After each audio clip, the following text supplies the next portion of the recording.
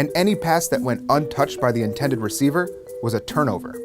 These deterrents were a big reason the forward pass wasn't immediately embraced, but also people just didn't consider throwing the ball to be real football.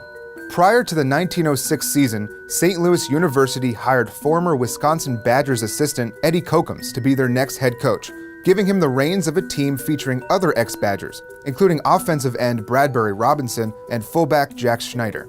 Kockums was one of the few actually excited about the concept of the forward pass, and he decided to take his team on a retreat to Wisconsin in order to focus on developing this new aspect of the game.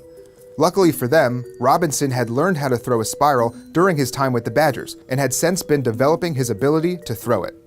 Then, on September 5, 1906, St. Louis kicked off their season against Carroll College, fittingly located in Waukesha, Wisconsin, 60 miles east of the Badgers' home in Madison and 20 miles north of their retreat location by Lake Beulah. Carroll College was a brick wall for St. Louis's offense, so they decided to catch them off guard and use their newly acquired air attack. Bradbury Robinson switched positions with fullback Jack Schneider, then he took the snap and heaved football's first pass towards him.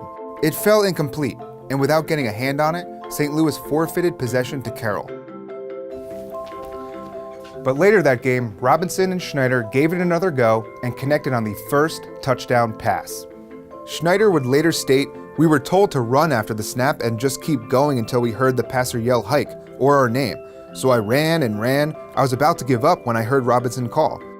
I turned and caught the ball a yard or so short of the goal and went over with it."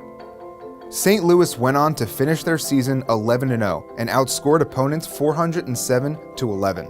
They weren't the only team to utilize the pass that season. They were, however, the only ones to embrace it. In reference to the forward pass, the Galveston Daily News printed in 1907, with the single exception of Kockums, football teachers were groping in the dark.